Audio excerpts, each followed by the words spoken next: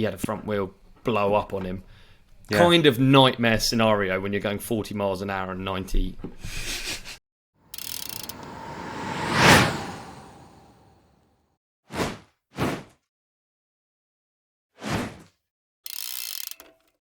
We're coming in hot. It's TRC 62 sports fans, and man, what a weekend we've had. I like coming in with loads of energy. I always feel like I come in with loads of energy. It tapers off a little bit because afterwards, basically, I go from like that initial burst of energy, you know, I'm happy to see you, I'm excited to record. I go from the initial burst of energy to slight embarrassment over my enthusiasm. You know what I mean? Like, whoa, I'm that guy that fucking walks in, he's a bit much. But I guess I am. Do you mind if I get a word in? Yeah, I know exactly. And there we have it. All my fears are they're true. They're true. It's lovely to see you, mate. Legit. You too. I look forward to these conversations on a Monday morning. I really do. And, mate, always. Yeah, and I think we're here for the vibes as well, right? We're here for the hang, we're here for the vibes, and I'd love to hear from people. If you're here for the vibes, maybe you're here for the vibes, maybe you're not. I'm here for the vibes. Yeah, I'm here for the vibes as well. I'm here for the hang. Do you know what I've started imagining? That all of our podcast homies are all in the room with us. But it's a bit unfair. Feeling. It is a nice feeling, but it's a bit unfair because they can't interject. They can't be like, fuck off, paddleboards. You know, they can't like chime in. So it's basically like being in a room full of friends, but they've all got tape over their mouths.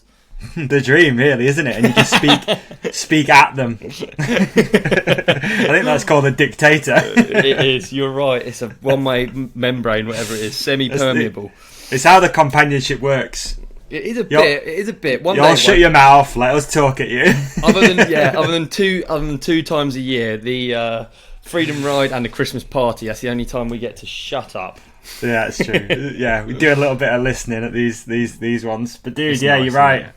You're right. Oh man, I don't know. It's weird when you put it like that. Maybe in the future we'll have opportunities for people to reach out. I was definitely thinking over the weekend, watching Hardline, how good it'd be to do like some sort of like race companion and stuff like that, and sit and hang out. Maybe do a YouTube live stream, let people interject or jump in. I don't know. But there's opportunity. The possibilities are endless. If you're in a companionship, stick with us because it's going to get more exciting. Actually, I think there is that on the horizon. Maybe we'll get onto that later. Maybe. First of all, I feel like we have to cover the thing. We're recording on a Monday morning. It's Wednesday now. You're listening to it. Maybe the dust has settled somewhat, but Hardline dude. Hardline sports fans. Holy, we had a good weekend of it, didn't we? Hell yeah. Great weekend of it. Fantastic weekend of it. But not only... Here's one thing I wanted to talk about. Not only a weekend of it, a bit of a week of it, which I thought was really good. You're right. I think it's... I think those build-ups really make an event. You can have an event like a World Cup does have a build-up, but it's a very short build-up. With the Hardline course, it's of that magnitude that riders need a bit of time to actually get down it, or not, as many have found. I think that adds to it so much more, doesn't it? Because instead of just tuning in for the live feed, you have this entire build-up and this story that's kind of been made actually by a lot of different people's vlogs. Exactly. So this is what I wanted to hit you with, dude. We're going to come off the bat. Let's come out swinging. I'm going to hit you with an unpopular opinion. Maybe. Ooh. It might be unpopular, it might not. Okay. People might ride or die with me on this one. So here's my semi-unpopular, possibly I can't say that, possibly popular opinion. Yeah. Is that the run-up, the vlogs, the content was better than the actual event on this occasion. Oh, there you go. That's why I'm just going to say it, because I feel that the Thursday... Did it start the Thursday... Riders arrived on Wednesday. I'm just turning your... Sorry. Okay. Riders arrived on Wednesday. Practice started, track walk and some practice on Thursday, Friday and the Saturday. Yeah. I feel those 3 days were more exciting than actually sitting and watching the thing. There you go. That's just my honest opinion. I feel that people delivering the content, most notably Jono, Bernard, there's another person putting out vlogs as well whose I cannot remember, but those They're brilliant, aren't they? In particular, knocked it out of the park. Like, they built up, like you said, they built up this story, documenting the entire thing, crashes, BTS, all that sort of stuff. I think for me, that made this event all the more exciting, but also a bit of an anticlimax at the end of it. And I just say it. That's just my opinion. Well, it's very. I think what it is a bit of a chicken and egg scenario, because the fact that there is an event at the end of it brings this weight, so you know what you're building up towards. I think without an event at the end, you wouldn't be able. It wouldn't be as exciting, would it? But I think that raw behind the scenes thing is what you're on about, really, isn't it? We talk about it a lot, I guess. It's like insight is what you're after, and Hardline. When you watch a run, it looks like people.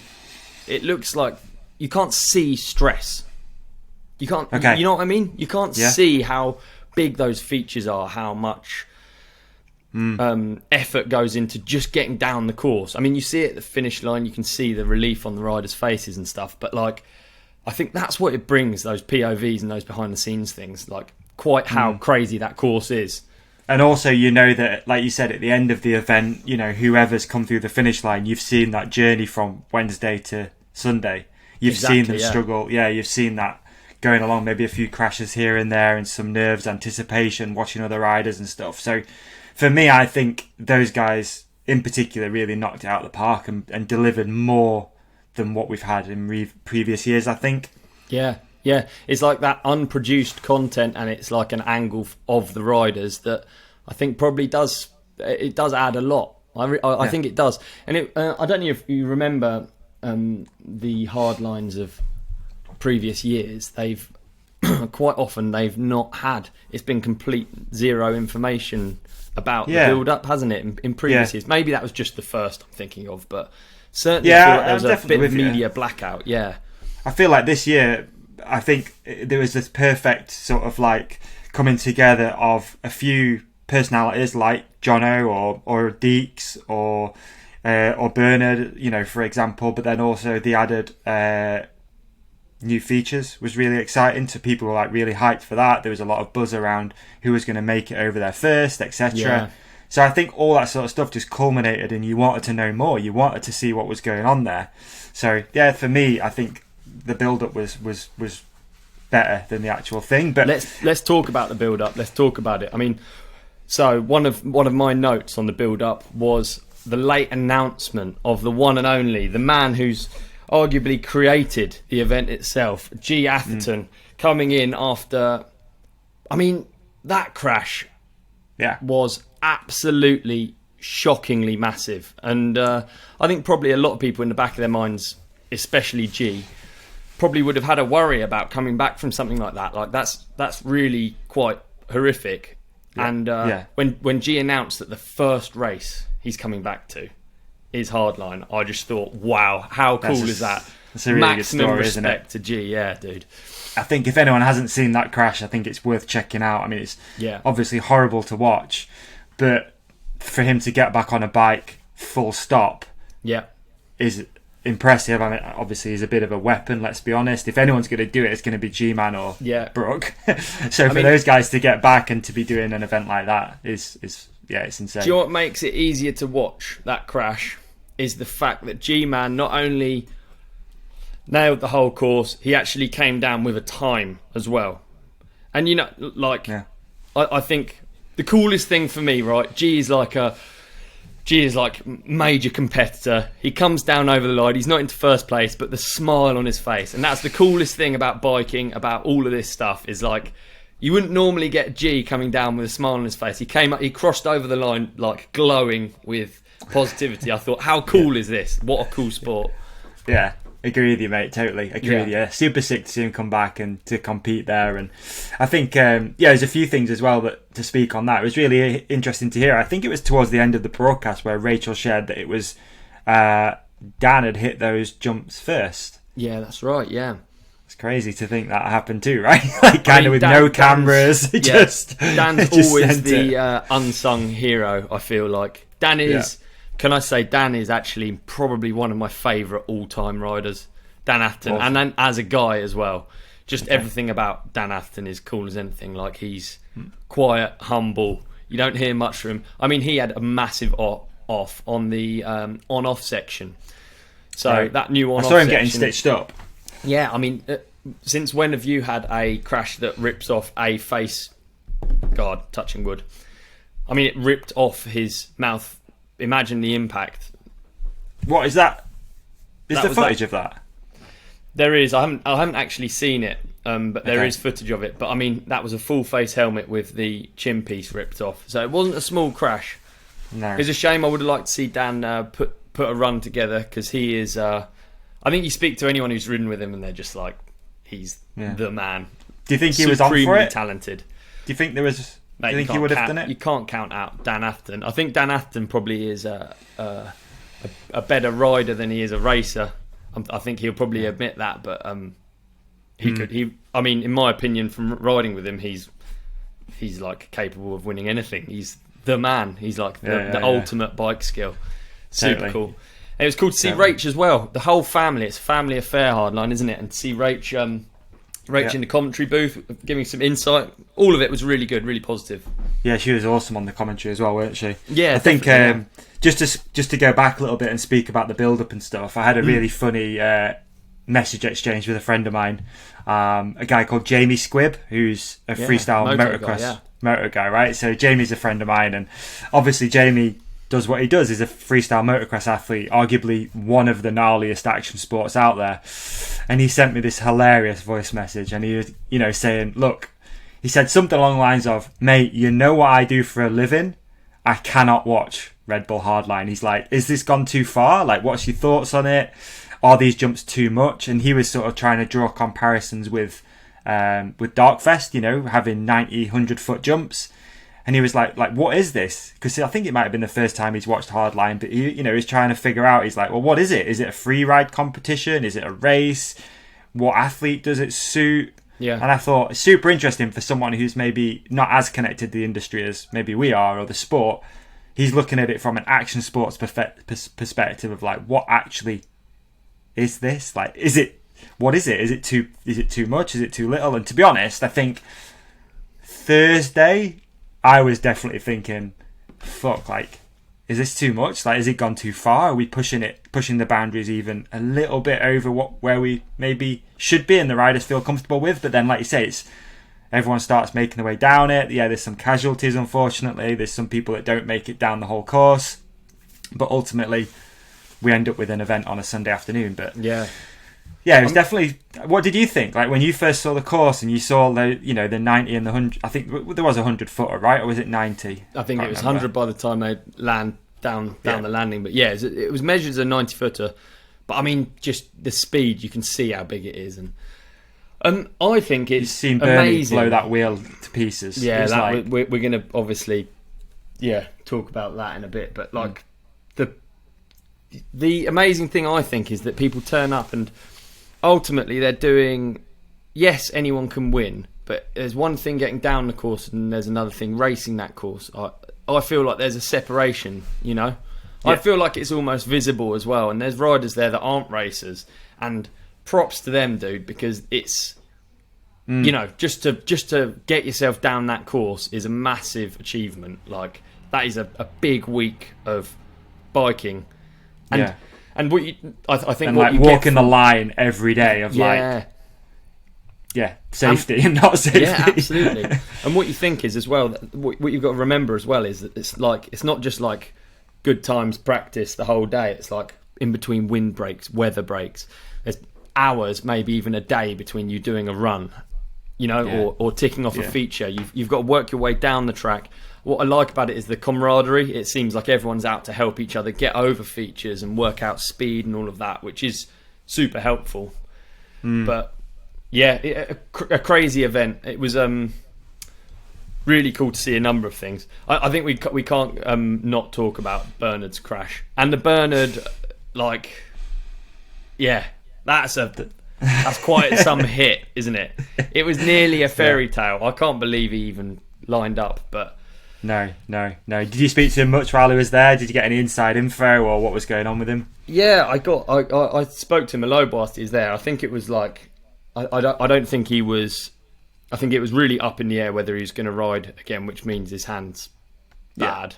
If he's done the scaphoid, is that confirmed yet or not? I don't know, but not confirmed. No, I mean, if he's done his scaphoid, of all the times I've done my scaphoid, I could never have ridden even tiny. I've done a scaphoid too before. I couldn't hold on to a pencil. Absolutely never mind handlebar going down hardline. You know what I mean? But he's done something, hasn't he? It didn't look good, but yeah. So I can't remember what day that was. Was it Thursday that he guinea pigged the 90-footer? I think it was Thursday. He didn't even go that long. I didn't think he went that long, in my opinion. It was probably realistically 15 foot long, which is massive by normal standards. But it looked like there was some landing there, and he had a front wheel blow up on him. Yeah. Kind of nightmare scenario when you're going 40 miles an hour and 90. Fucking big time, dude. Holy shit. A friend of mine who I watched the race with, he'd screen recorded it and slowed it down, and you just see him come into land, and it's just like bang, the whole oh mate, it's terrifying. Holy shit. But you said he said though he's in the air, right? He's in the air and he just knew something was going to break. That's awful. Yeah, it's a horrible feeling, I imagine. Then Beney was out, I guess. But Bernard was a big part of the story because of his footage, maybe because we're extra watching what he's up to, and he's had such an amazing year. And it was quite something to follow, wasn't it? Like, will he race? Will he not race? Can he practice? And you got all of that through the vlogs. Again, it was just the story build-up was so good this year that I agree. Unfortunately, it ended in a near first corner crash, which part of me was like, there was an element of relief. Okay. Really? There wasn't. It's a shame that we had the last two, Brayton and Bernard, both crashed in that wood section. It was a real shame. You know, probably, I don't know. I've not seen it personally. I don't know, but it's probably going to be out of the whole course one of the easier sections. But I think Rachel said, you know, you're probably in your head a little bit. You're like anticipating all of the other gnarly shit coming, and you're not quite in it. I don't know. It sounds bad when I say it was a relief, Bernard. But when I say it was a relief that it wasn't a crash on another feature. I think that's really what I mean. It's like not, you know, it could have been a lot worse. If you can't hold on and you're hitting 90-foot jumps, it's like, I mean, there's the opportunity for a bad crash is a lot higher.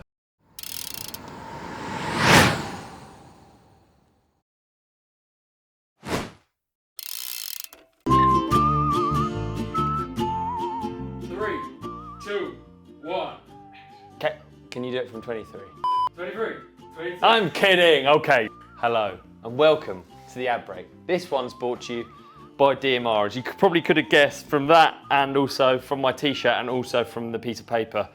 But then if you're just listening, you probably just heard that, so it was worth me saying. Right. I was trying to think of something cool we could do for a DMR ad, and at that point, I was racking my brain, and I realised we do a whole range of products in the Ride Companion Turquoise. And I thought, what would be better than to offer a massive discount only to our listeners? How do we get this discount, you may ask? Well, you visit dmrbikes.com and you enter the code TRC25 at checkout. You guessed it, it gives you 25% off your Ride Companion Turquoise products. These products include the V11. That's nice, isn't it? And these death grips, all different types as well. Flange, flangeless, thick, thin, as long as they're turquoise. So all you need to do is head to dmrbikes.com, enter the code TRC25 at checkout to get 25% off. Thank me later. Thanks, DMR.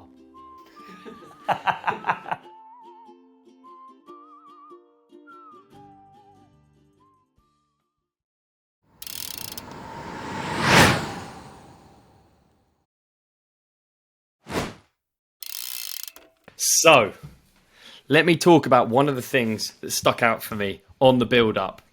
So, obviously, Bernard's releasing daily content. It was the quali day video, right? Yeah. And it gets to 16:16. Bear in mind, he's had the crash that we've just talked about. His hand's banged up.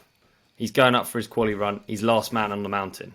So, at 16:16, he's in the start gate, okay? We can have the clip. We can have the clip in the background rolling the whole time. We probably won't make it to the end of it. Okay. But this moment for me was like, it was like a profound realization of how much I don't want to do that for a job. It's lonely up there. I bet the Welsh wind. Oh, dude, yeah, just up there at the top of a Welsh mountainside. It almost makes it worse that there's like 4 or 5 in Bernard's GoPro. You can see 4 or 5 people on the start hut, all working for the broadcast or whatever, the track, whatever. They're just there. No one's talking. The atmosphere is just like it's course hold. There's nothing sort of there's nothing that gets you inspired to ride about it. And bear in mind, it's probably been 3 hours since he's last been on a bike or whatever. Maybe more. Yeah. And you're just sat up there, dude. The clip will still be going. You'll be just sat up there testing your brakes, fiddling with your clips. Ugh. You know, like what do you do? That's what I don't have any nervous energy. I don't know. Yeah, right. I tell you Where how do you it would put go. the If nervous I was up energy? there about this point in the clip, I think I'd probably break down into tears. I might faint. What do you think of it going through your head? You're just thinking like, fuck it at this point, like, you know, just throw it all out there and see what happens, or are you a bit more like mindful? I don't know. What do you think? I don't know. I guess you've probably got a list of things. You know, you can't remember everything on a track that's 2 minutes something long, but you'll have a tick list of things that your lines that you're trying to hit. Obviously, a certain amount of it is reactive. It's not pre-planned. It's like whatever's coming up, you're reacting to it. But within those reactions, you'll have a list of things where you're like, I need to go right of that route. I need to do this. Bernard's probably dropped in now. He's on his first place qualifying run. But man, I think anyone who wants to be a racer needs to watch that clip and just imagine themselves in there. You know what I mean? Actually imagine themselves in there, because it was quite something for me. It was like I was just sat there like, the pressure of that event, dude, is. I'd love to know any idea what the viewing figures are. Do you think it's got to be similar to Rampage? Would you say? I honestly don't know. I really don't know. It More can't than be a World bad, Cup, though. less than a World Cup. It'd be interesting to know. Wouldn't it? We'll have to find out. I'm sure we've got a listener to the podcast that can help us out with those figures, but we'll have to get in touch with him and find out. Yeah, it would be interesting. But yeah, what a build up, eh? What a build up. Yeah. I can't remember where we were now because we had slight technical difficulties. We did. On the subject of BK though, I think it's worth mentioning. So he's coming into this event favourite, let's say, definitely favourite, right? Yeah. Already won it twice, I think, 3 times. Yeah, can't remember, twice or 3 times. 3 times, and he's on a high this season. He's on a high. He's coming off, 5th in the overall standings, and all podiums and all sorts of stuff. I think it's a credit to the lad for stepping up, jumping stuff first, and literally being like the leader of the pack. It looked like, sending stuff first, getting on with it. I think in his position, it would have been easier to sort of not play it safe, but let other people test stuff out first, in the hope that maybe some people go down. Do you know what I mean? Yeah. But no, he just, like we were talking about before, hopefully we've got that clip, but sending the big stuff first. Yeah. And just being there to, be a mentor to some of the people that haven't done it before, Yeah. Who ultimately ended up beating him as well, strong, which is crazy. Yeah, if you can stay strong and do it how Bernard does it, I think you can only have a psychological advantage. If you're the one who's the least, the most prepared for the event, and the one who's sort of gone out of his way to do everything first, like you say, and carry it all a bit. Yeah. Like, it's got to be a good feeling at the end when you're lining up, hasn't it? Definitely. It'd be interesting to know his mindset. No doubt we can get into that with him at some point soon. That, is his mindset different from a World Cup? Obviously, the atmosphere is extremely different up there. Rachel attested that, spoke about that too, saying, there's at a World Cup, you've got your mechanic with you, you've got all sorts of people up there, spinning bikes, music. At Hardline, you're just up there on a Welsh mountain, dude, just in the breeze, just waiting to drop in. Yeah. What are your thoughts on the timing of the event? As far as it being at the end of a World Cup season, do you think that's right? Do you think it should be in the middle, at the start?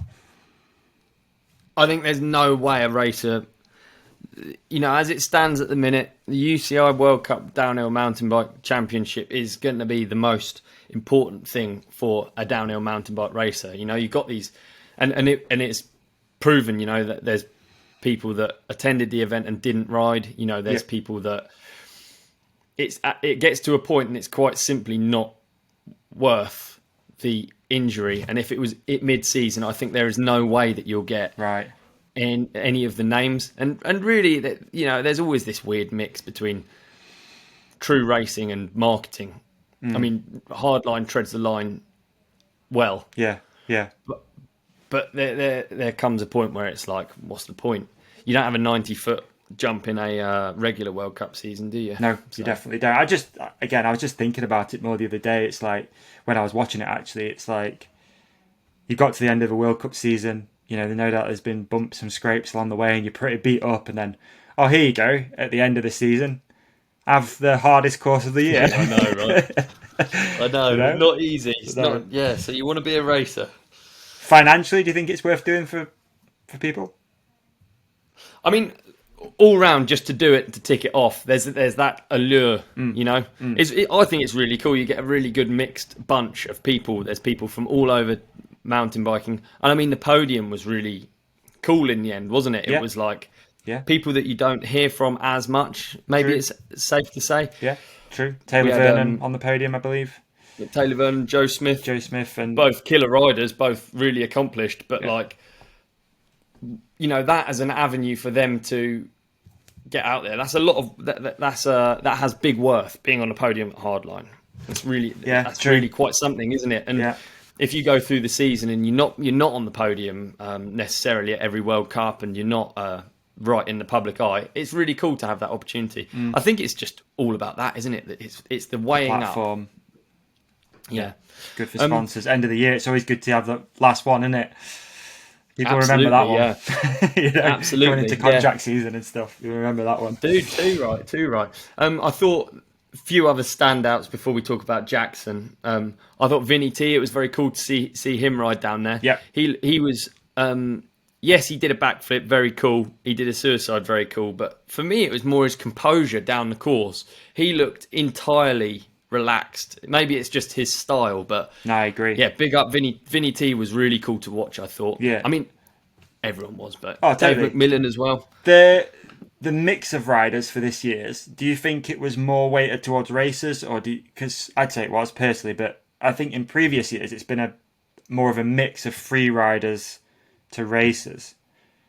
Yeah. Do you think it was this year? Or I feel like it was more weighted towards the racer side. Then you've got some people who don't, with the greatest respect, like they don't fit in either category. In my opinion, like they just maybe they are free. I don't know. I don't like someone like, I'm just using an example. The Hockenalls, Dave and Matt. Like, where do they fit? Are they free riders? Are they racers? I don't really know. I guess they weight towards the free ride side. Vinny T, free rider, I guess. Dave McMillan, free rider. It's cool though, isn't it? Because it's almost like it makes it less of a thing. It's just bikers. Yeah. And you don't often get a chance to see Vinny T racing or riding with a World Cup racer, for instance. I can't even think of a time where I've seen it, maybe other than Bren riding with him in Dog's Life. Yeah, I think that's really cool to see. Yeah, and like the Hockenhalls there stand out. Yeah. Dave McMillan as well. And then obviously there's a lot of like juniors as well. Sam Gale. Jess Blewett. We got to talk about her. She ticked off a number of features before.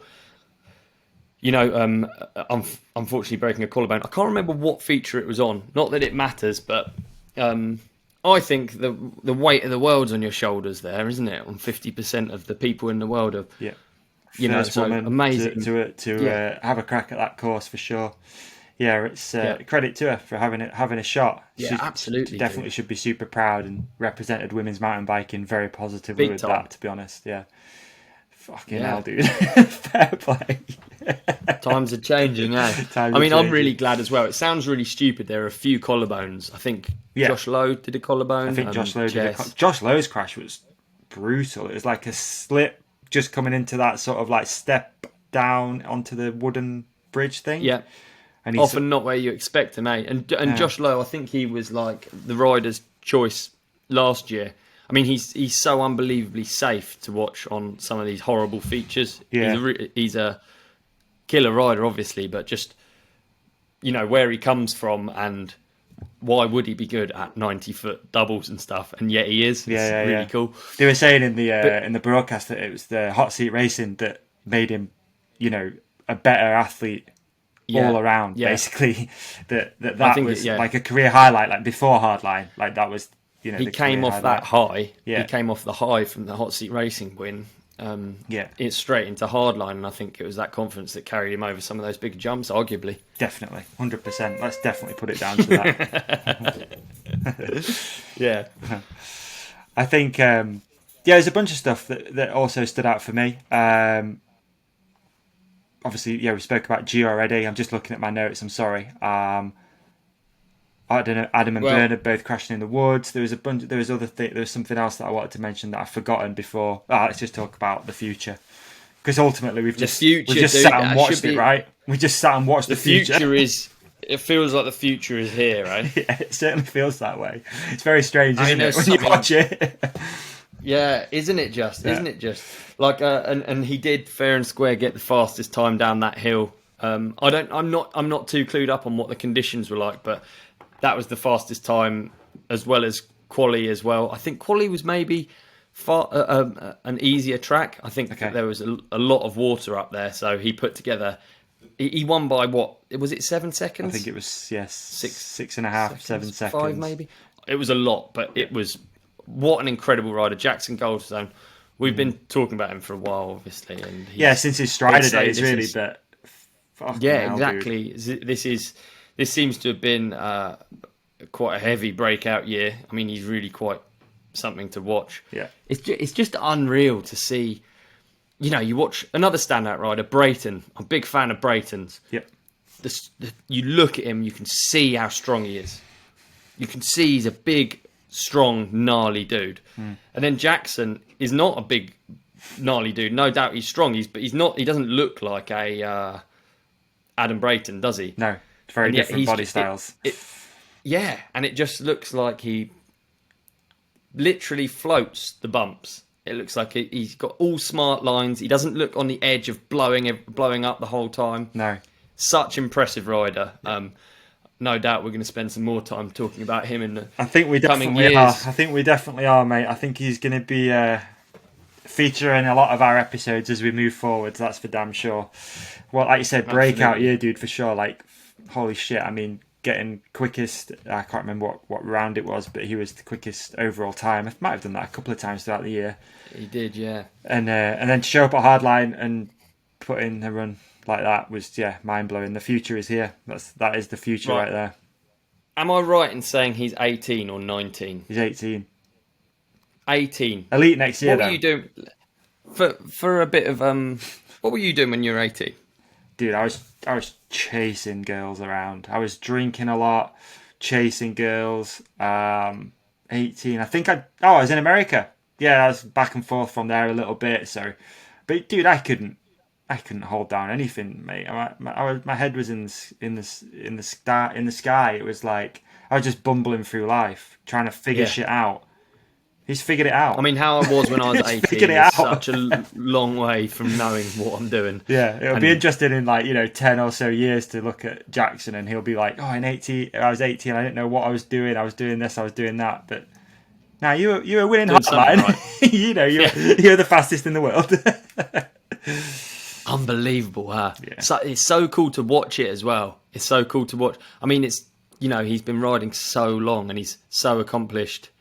Like he does double flips and stuff, Yeah, there was a point where you couldn't even tell whether he was going to be free ride or race or what, and then it feels like in the last maybe 3 years. I did an episode. Only be 3 years. I did an episode with him and his dad, probably 3 years ago, and that was at that point when I think I brought it up and said, "Where are you going? Like, are you going down the free ride route? Are you going down the racing route?" And they were like, "Oh, we're going to probably try some racing and this and that."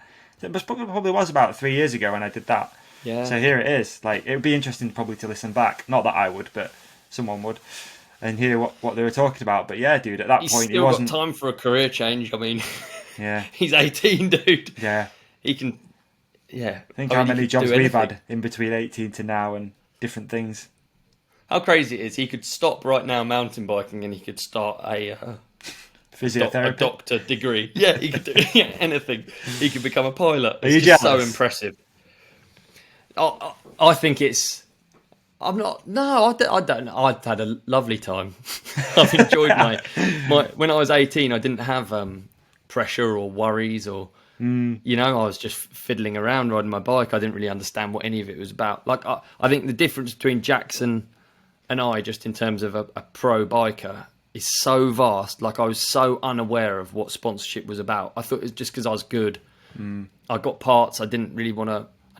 There wasn't like social media and stuff, so I didn't really know what I was doing. My bikes were always in terrible condition because I didn't want to ask for more parts, because I didn't feel like I was worthy of this support I was getting. I had not a penny to my name, and I was like, I can't. I've knocked out spokes in my back wheel. I can't afford to get them fixed, but equally, I can't afford to buy a new back wheel. Even though I'm sponsored, I could get a new back wheel, but I'm scared to ask. I was clueless. Really? I was an idiot. I didn't understand anything. Yeah. So I hope he really is. No doubt he is, but like embracing it and really like enjoying this process, because it would be, how quick time goes, right? It'll be a flash and it's like, fuck, I'm in elite and I'm got all this extra pressure and this and that. I really hope he's enjoying it for what it is. Yeah, I do. He still looks super young as well, doesn't he? That's the cool thing. Yeah, he looks like really, you see him on the podium and you're like, there's a child on the podium. Yeah, it's literally a child up there. Like, his helmet looks so big on his like body still.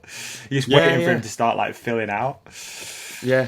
I hope that the pressure doesn't take away from how fun it is, because you can see he's a bike rider and he loves it, doesn't he? Yeah. It's really cool to see. Yeah. Great signing for Santa Cruz. Fits in there perfectly, I think, as well, with that team, that ethos, that environment. Very much so, yeah. Very much so. Yeah. I had some other... Joe Smith, by the way, was on the podium in flats, I noticed. Yes, I did. I noticed that as well. To see. I noticed when Craig Evans crashed, he was on flats, and I think Craig, he was like, for me, most stylish over that. One of the first features which was like a step down onto the rock, and then it was that tight right where he crashed. He jumped the whole thing. Rider, isn't he, Craig? Dude, insane.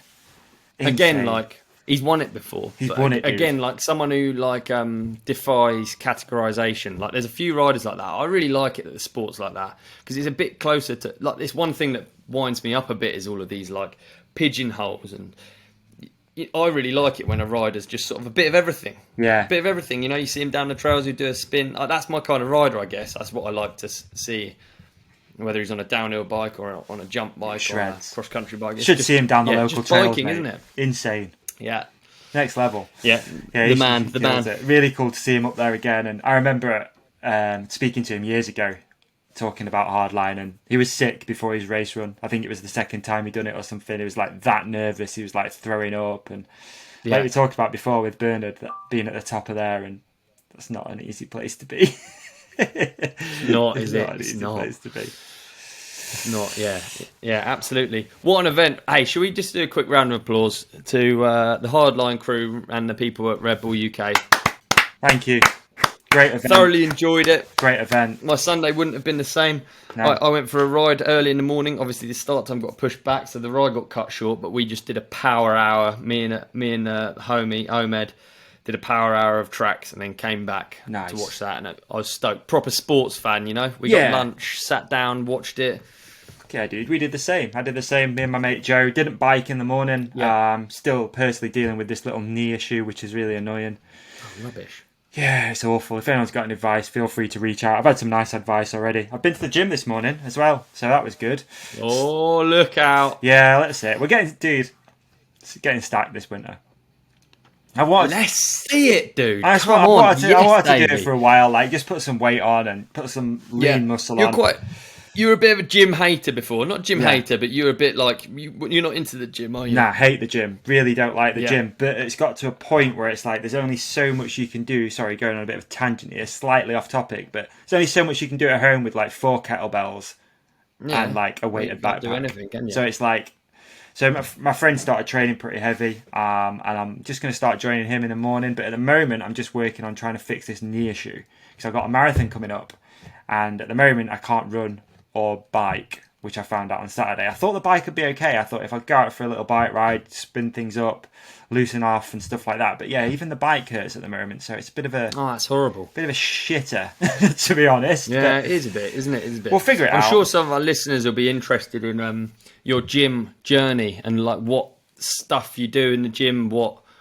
Yeah, we're going to go on a health kick, dude. We're going to go on a health kick. We're going to bring the companionship along with us. We're going to talk about that in the future as well with something else that we're going to be doing, right? So we're going to talk about that. We're going to look at certain supplements and this and that, and nice. We're going to try and have a winter at it, dude. I think, I've been running and doing so much cardio recently. I've lost a little bit of actual lean muscle. So my plan is to get in and just do some core stuff and just get some size back on. So we're going core. What else are we doing? Let me tell you, from my perspective, I'm a big fan of that Olympic bar. Yeah. I'm not a big fan, and I think a lot of our professional athlete friends are to blame for this. I'm not a big fan of where you have 19 different things and you're balancing on one leg and there's a light flashing and you're touching things. And I think they put those things up and I've seen it in the gym. I've seen an influx of people doing these ridiculous exercises.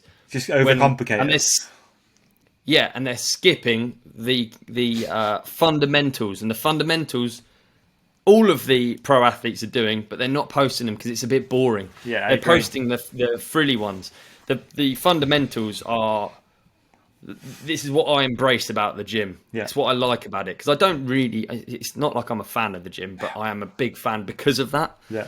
It's about making yourself do something drony and boring over and over again because not only are your muscles improving, your discipline is improving, and discipline to me is like one of my favourite things. Nice. The coolest thing. Yes, I like that. So big fan of that. And it feels good for me. It's like going to the gym. I went this morning at 5:15. I was there at 5:15 this morning. Good man. And that's good because you already feel accomplished that you're there. And it's relatively quiet, this and that. It's my first trip today, so I've just done a bit of a look around the gym, tried to get my bearings and see what's what. And I used to train that way. I think we spoke about this before, but kind of aesthetic training, I guess you'd call it. You're just trying to look good naked, which is what ultimately I think a lot of us want, right? You want to just look good naked. So I've done that. I've been there. I've done it.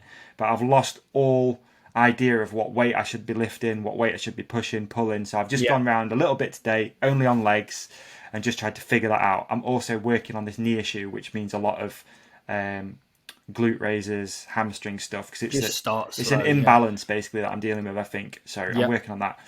But 5:15, I'm going to try and get there 3, potentially 4 times a week. 5:15 start, get in there for an hour and a half. He's all in. He goes from hating the gym to go to 4 days a week. He's getting up like the crack of dawn. That is Davi. It's mad, isn't it? But we'll see, dude. We'll see. Like I say, I'm interested in trying some of these things that we're going to be talking about in the future, and just see what happens, and just go. And dude, it's winter, right? Winter can be boring. It's like winter's brilliant for training. Winter is good for training. Really so for me, this time now, it's a good time to start easing in and then have a good winter at it. So good man. Hyped. I'm in a strange place with working out at the moment because I have recently lost some of my time. And so when you go from lifting, like going to the gym an awful lot, you know your numbers, you know what you're meant to be doing. I just have really the same loop. It's all over. It's horrible, but I just crack on with it. I'm now trying to do the same numbers, but instead of going 4 times a week, I'm going twice a week, maybe once a week every now and then. I've done that since Canada. Oh my God, it's so painful the days after. I just feel old at the moment, but we'll get back amongst it soon. The reason I'm going to bring it up on the podcast. Okay, this is big news, dude. Can we just have a moment? Let's just have a moment. Let's just collect ourselves. We've had a bit of a mishap this morning. The podcast's all over the place, but we're okay. It is. We've covered Hardline now. Let's move on. This is just real everyday life. Now something that probably a lot of our listeners can relate to. Right? Yeah, please. Myself and Georgina have bought a house. Thank you very much. Thank you. Honestly, thank you. We've bought a house, and let's just say it's a bit of a fixer-upper. So, is that an understatement? Well, we can't. We couldn't have afforded. Around here, the houses are very expensive, so you have to buy a bit of a stinker. So I've gone in. and I've gone all out, ripping it out, and we're now at the very lowest point it could be at. I've spent a week, kicking down ceilings, knocking down walls. It's really is a proper tip now. My lovely girlfriend has bought a house with me, and then in the first week of having it, I've ruined it. That's how I feel at the minute.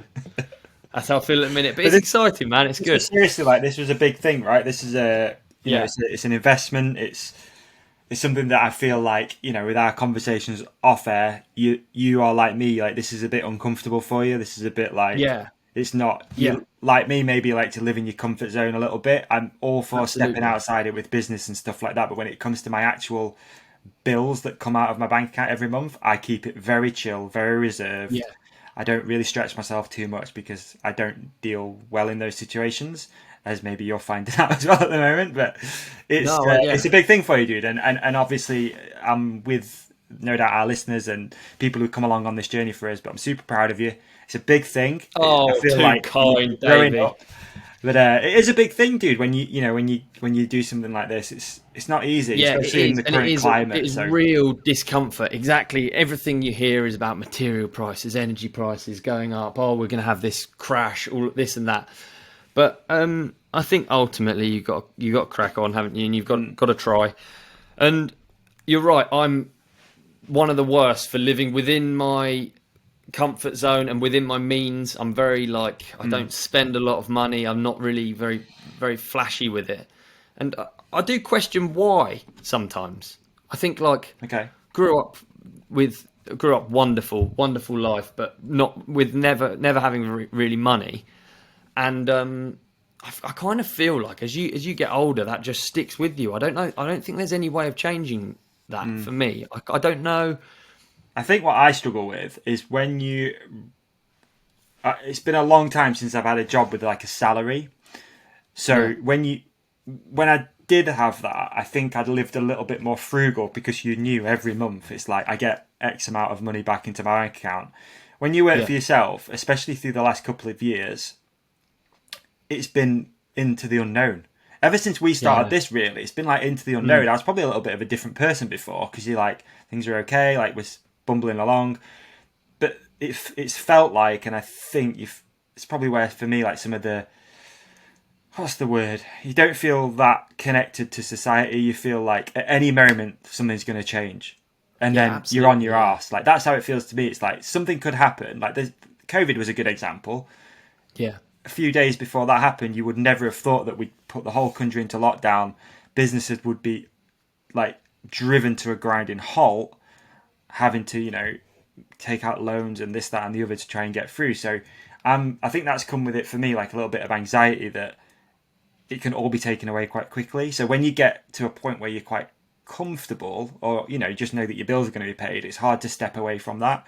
That's how I feel personally. And especially at the moment, you've got, like you say, you've got rising energy bills and this and that, and house prices have been going through the roof, and it's hard to get into that mix knowing that you could be buying at a bit of a peak, and that bills are going to peak. So it's not easy, dude. It's not easy. No, it isn't. And I wish I'd take my own advice sometimes. I'm really good at dishing out advice. I'd be just commit, go all in, do this, do that. But deep down, I'd be really nervous and really sort of I'd be on edge about the whole thing.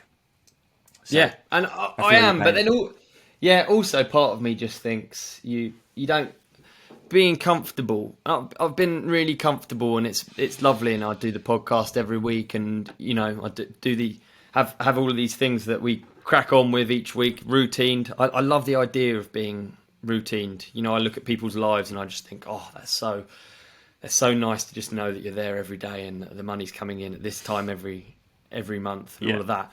But then equally, I think that if there's ever a time in life, the age I'm at now is probably a good time to just try something and make it sound all dramatic, like it's not what am I fucking doing, taking down ceilings? But it is a big undertaking and it is scary, and I don't have enough money for it. Quite frankly, that's what it comes down to, isn't it? It's but money keeps coming, life goes on, life is good. That's it. That's all you can do, man. At the end of the day, you just got to get in there and mix it up and and get involved, aren't you? And absolutely, it is. Yeah, it's a tough one though. It's good. I'm stoked for you. Really happy to see how it all plays out. And so renovation diaries begin now. King of Surrey Hills. We're currently in a terrible state. We don't have a kitchen or bathroom. We have one room which is it's in awful condition, but we could live in it. So we have this one room that I think we're going to move into. Okay. We're going to have to get a shower approximately working just so that we can use it. We're going to have to get like a hob or a microwave working. I'd love to hear from the listeners. I'd love to hear about your projects, and maybe it'll be inspirational. Some people, realistically, a lot of people do that, and especially people with trades, which I don't have, can take these things on. Do you know what I do have? What? I have a positive mental attitude, dude. PMA, mate, I think that's all you need sometimes. I reckon the PMA is going to get me through the building site stage. I agree. And hopefully, you're pretty good at this stuff, though. You've been lending your hand at doing bits of joinery and stuff like that. I mean, dude, I literally have nothing. I mean, I tried to fit a shower screen and ended up having a whole new bathroom. That's how bad it is here. So I don't touch anything because I can't drill a hole without fucking it up. Genuinely. Yeah. I mean, admittedly, in my early years as a professional mountain biker, the bills weren't quite being paid. So I did work on a building site. I was always like, I was always a labourer. You know, I wasn't like, I didn't have a skill. So I've done lots of ripping out before. I've done lots of, if you can imagine a list of the crap jobs, I've done that for years and years. So, weirdly, dude, I don't know what it is, but I find them like, I was there until like 10 o'clock last night, scraping tiles off a bitumen floor. It's like gross, all stuck down with tar. And weirdly, something about them, it's horrible.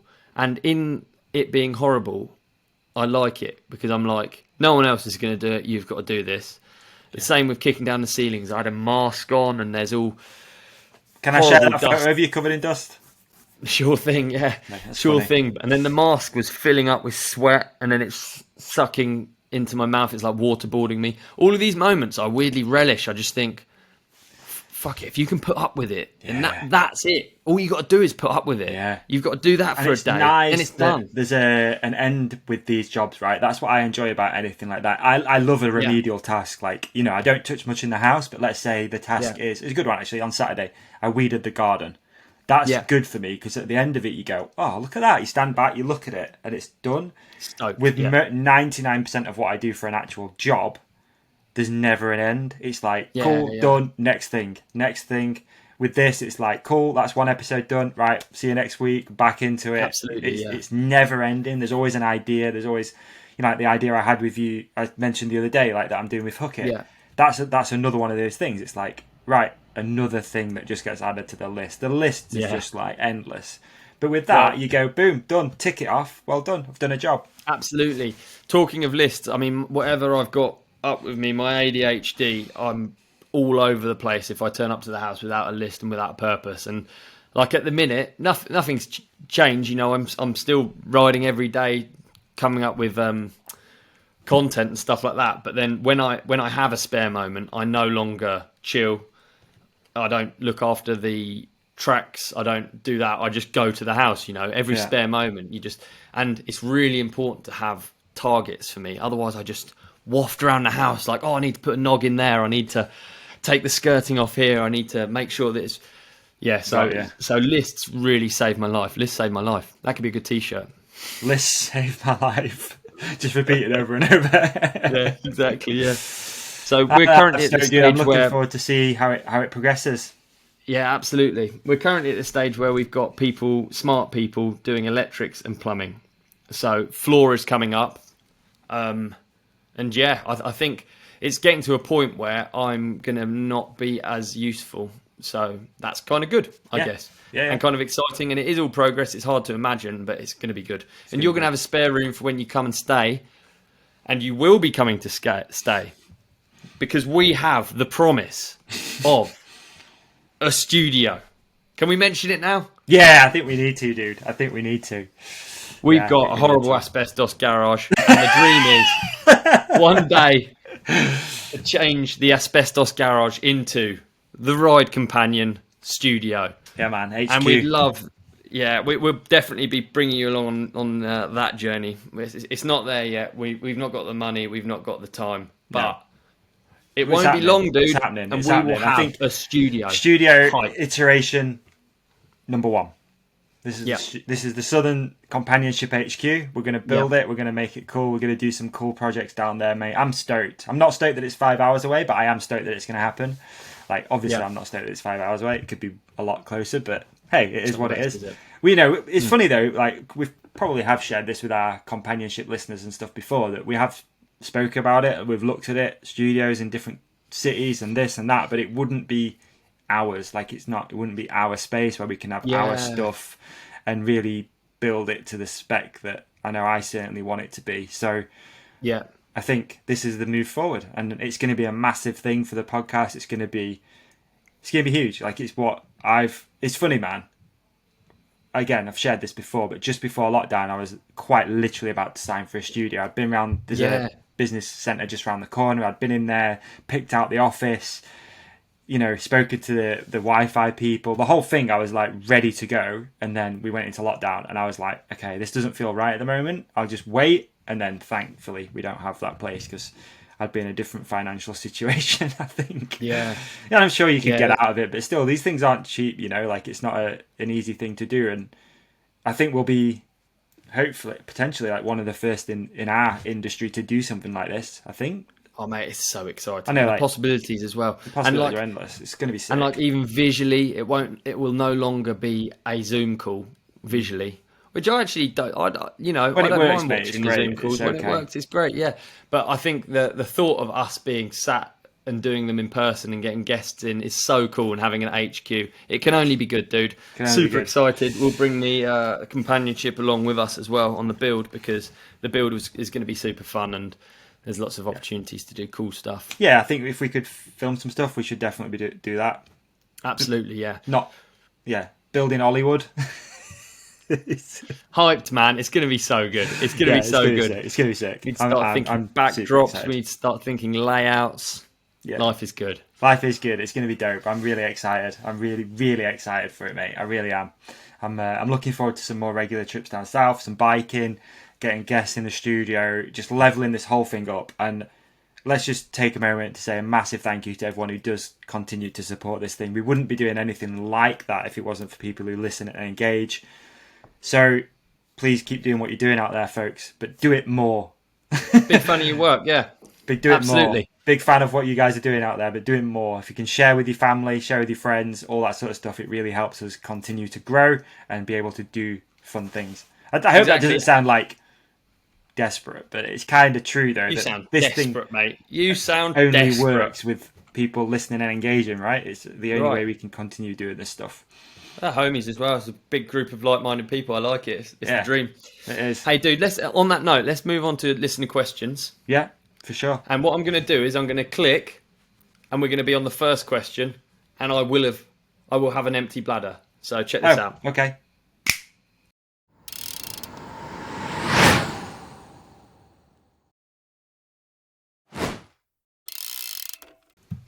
Click, just like that. Just got podium picks for us or what before we do listener questions? My podium picks is going to be... Have you got one? Yeah. Yeah, I can have one. I've just thought of it now. All right. This would be an interesting one to do. Right, okay. Podium picks. Yeah. And we want to hear your podium picks. Stag do locations. Are you getting married? No. Do you think the podium picks, they have to be ones that you've been to? No. On a stag do? No, I don't think they do. I'm just thinking dream locations. Okay, in at number 3, Benidorm, ladies and gentlemen. We're going with Benidorm. You've got Sticky Vicky. You've got Sun, Sea and Sangria. And you've got any number of establishments where you can listen to bad music and drink worse drinks. Nice. How's that? That's good. That's good, isn't it? Good one. That's good. Number 2, Prague. I've never been. Prague. But Prague. I've heard it's 2p a pint. That's always something people talk about. It's literally like 2p a pint. So Prague is my second one, I've never been. Have you been to Prague? Been to Prague, mate. Yeah, I got a great recommendation for a steakhouse, which is also a pickup joint. So that's perfect. What do you mean a pickup joint? So pickup. I never knew what these were until going to Prague a few times. Went to Prague a few times for speedway stuff, and the guy we used to go with, Smudge, used to take us to this steakhouse, which was like weird. It was like through a red velvet curtain, down some steps, like down a spiral staircase. And it was like all stone inside, and there's also I just remembered I also went to a place in Prague which was all covered in tinfoil. There's a bar and everything's covered in tinfoil. It's weird. No wonder it's a stag do location. Yeah, so you go into this place and it's basically just full of single people, but we didn't know it was a pickup. It's a pickup place. Until that's what it is. A collection of single people. Yeah, there you go. Yeah. There you go. Yeah. Nice. Yeah. So that's my second one, having not been. My number one finisher has to be probably Thailand. We went. Dude, I just thought instantly of that video. Bren on a scooter, Jono on the back, and he puts the brakes on, and it's so funny. It's the best. Yeah, that was just like the most in-betweeners trip ever. Mikey knocked his tooth out from MB on the first night, doing a backflip over a flaming rope. Yeah, that stands out to me as, for me, the king of stag do locations. It's utterly ridiculous to ask your friends to fly that far and spend that much money on your stag do, but I'm glad that it's happened and that I've been there. There we go. Okay. That's my podium picks. I like it. That's a good podium picks. Okay, for me, we're going to go in at number 3. These are ones that I think I've been on. Let me think. Okay. I've been to 2. All right, so number 3 is going to be staying local. Okay. Number 3 is going to be staying local. When I say local, I mean in the same country. We did a cracking stag do. We hired some camper vans, 2 camper vans. We went on a trip all around Scotland doing biking and doing drinking. Nice. There was much iron brew, much beer, and just like a really good time. In fact, on that stag do, I actually created a list which was like road falls, and it was 2 vehicles, 2 vans, and we competed against each other. And it was the funnest time, just trying to tick off all these things. And whoever won at the end got... I think it was a cash prize. I can't remember how we did it. Number 2. It doesn't have to be expensive with the right group of people, does it? It doesn't have to. You don't have to fly to Thailand. No. Absolutely. No. In at number 2 for me, I'm going to go with Poland. Cheap drinks. Nice. Is it 2p a pint as well, is it? Yeah. 2p a pint. Cheap drinks. Been there, went there on a stag do. It was a great time. Trying to think. Can't remember what happened. Probably a good thing. What happens in Poland stays in Poland. And then in at number 1, never been on a stag do, but I'm going to go Vegas just because. Oh yeah, you can't go wrong. Can't go wrong with that. Sort of Hangover movie series as well, doesn't it? Thailand, Vegas. Although I think if you went to Vegas on a stag do, you're almost anticipating it's going to be a shit show. Whereas if you go somewhere a bit different, then the shit show is more funny because you're not anticipating it being a shit show. Does that make sense? Like I agree. You're like, we're going to Vegas, we're going to be mental. It's like, forced fun. Yeah. Do you know what I mean? Forced fun, isn't it? I did one in Swanage. No, I don't. That's the problem with stag do's, isn't it? Forced fun. Do you know, generally, I've brought it up as a podium pick, but it's not really my favourite thing. I feel like it makes people act like idiots, and everyone has. Do you know, like, a standard stag do involves that one schoolmate that everyone's just like, why have you invited him? Why have you invited him? Isn't it, right? Yeah. It's tough, that. Yeah, why? Come on. But then he turns out he's all right. Like, that's the... He's all right. You're like, you sort of get it all right. At the end of it, you boys, you're like hugging, you're like, fuck, see you later, mate. See you at the wedding, and then you don't speak, and then you do see him at the wedding, and he's at the different because his missus is there. Yeah, he was a good laugh at the paintball, and then his missus is there, and she's a nightmare. She's always a nightmare, isn't it? Yeah. He's a different boy. Yeah, it's a good one. Good one. I'd love to hear people's stag do, like best stag do story. They're always funny. You always hear a good stag do story. Video stag do stories. I bet there's some horrific ones. Yeah, I bet there is. I actually have a few, but I want to hear the companionships. Yeah. If and even better if you can send in a video submission, that'd be even better, and we'll turn on the phone. Good idea. One day. I got the phone. Good man. And it's charged. Is it that time of the day then? Are we going to listener questions? Before we do that, I've got to do a quick shout out for something I've been listening to just because I think it's brilliant. Yep. So I've discovered a band called Hot Country Nights, spelled Nights like Knight. Yep. And it's, remember Steel Panther? They were like a spoof 90s rock band. Yeah. They're like that, but for country music, and they're really funny. They do a song and it's called the Moose Knuckle Shuffle, and it just makes me... You see, I'm smiling, which is great. Yeah. So everyone should listen to that song. You should turn it up really loud and have a bit of a dance.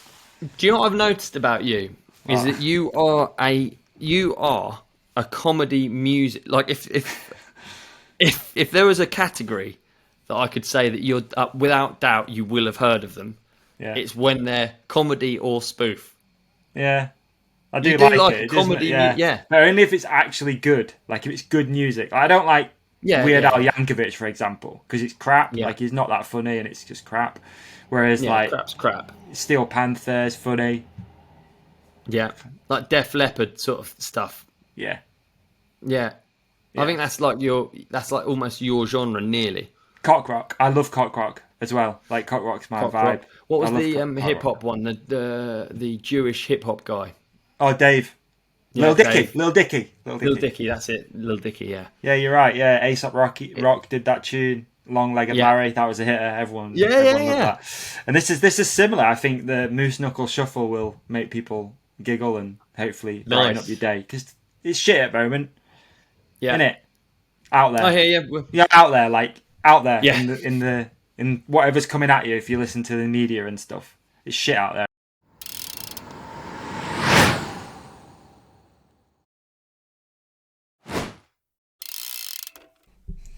Alright folks, I've said it before and I'll say it again. We only talk about products and brands that we really believe in on this podcast. And let me tell you, this brand and these products have become like a heartbeat to me. I cannot live without them. Of course, I am talking about Compex. Now, I've been using this, which is the Fix 2.0 massage gun, for a while now. It has got an ergonomic design. A rotating head helps reach the toughest areas. It's got a quiet operational motor. Speed adjustment on the back. It lights up beautifully so you can see it. It's got a battery life indicator around the edge as well. And it has 5 interchangeable tips. Of course, here they are. Some of my favourites. I've been using this one recently though, which is the sort of like the pointy triangle thing, I'll call it. It gets right in there, especially like on the neck. Little pro tip, I don't know if this is something you should do. I've been using it on my face. It feels incredible. Like you hold it quite far away on a super high speed and you just let that thing hit and just release all that tension from around your jaw, around your eyes. Obviously, as you know, you carry a lot of tension in your face. So I've been using it, finding it super helpful. I'm currently training for a marathon. I'm trying to keep riding, trying to keep doing CrossFit workouts. So yeah, I'm using this thing religiously at the moment. And I couldn't be more proud to talk about Compex. I also just went onto the website to have a look at some of the features of the Fix 2.0 and noticed that they have a promo section, which is worth a little browse. They actually do a Fix Mini, which is like this, to be honest with you, but it's a little bit smaller, which is normally £170, but they're doing it at $99.99 at the moment. They got a back pain pack on there. They've got knee wraps for pain relief. They've got back wraps for pain relief. They got a core pack for ab and lumbar stimulation. If you want to get those Peter Andre abs, then you got to check that thing out. God, there's so much stuff on here again in that promo section. They got an elbow compression support. Dude, there's so much stuff on there. But anyway, of course, if you want to support the podcast and try some of the best recovery tools in the game, head to compex.com. If you enter the code THERIDECOMPANION, all in capitals, that's also going to knock you 20% off everything on the store. Unfortunately, it's only available to UK listeners or visitors on the UK site. We are going to work on that a little bit in the future, but at the moment it's just for the UK fam. And that's it, and that's that, folks. Check out Compex again. I couldn't live without this stuff. It's a game changer. recovery is important. A little tangent here. It's something I've been thinking about a lot more recently, especially with all the running that I've been doing and also trying to keep riding. You've got to recover good, especially when you've done something hard, high output, because the next day you're going to be sore. So if you can alleviate that soreness, it means the next day you don't have to just sit around feeling sorry for yourself. You can just keep doing fun stuff. And that is the dream, really, isn't it, folks? That's what we're all waiting for and working for. We just want to do fun stuff and feel healthy. So yeah, compex.com. Check out the range of products. Enter the promo code, The Ride Companion. It's going to get you 20% off. You're also going to be supporting the podcast. And that's it. And that's that. Thank you, Compex.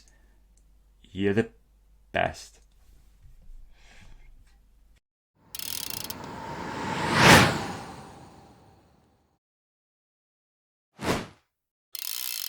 A minute. Well, it is shit. It's sad that the Queen's died. Everyone's talking about energy prices. It's sad, isn't it? It just feels like they're load of rubbish stuff's happening. Worry. Yeah. There's a mustering of worry at the minute because things are changing, mate. Times are changing. Yeah, in it. But yeah, actually, I know you're not a fan, but I want to say, rest in peace, Queenie. I love the Queen. I'm a big fan of the royal family and of being British. I didn't think I was that patriotic, and then the Queen passes away, and I think, oh, real shame. Love the Queen. Yeah. I think it's a shame when anyone old dies. Obviously, real shame. Absolutely, yeah. There's some questions around this one for me. There's questions. Yeah, but she's had a lifetime of shit work, hasn't she? It's not fun being the Queen.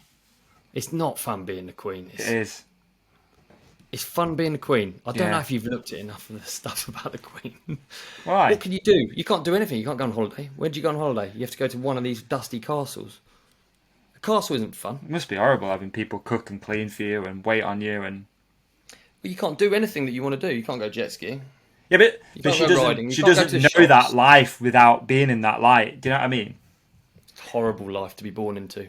I don't wish it on anyone. Absolutely horrible. You've got to think that material items are that good if you think being a royal is good. It's not that good having a load of cars and people waiting on you. But they don't have fun cars. They don't have fun cars, do they? They're not allowed, because it's not on brand, is it?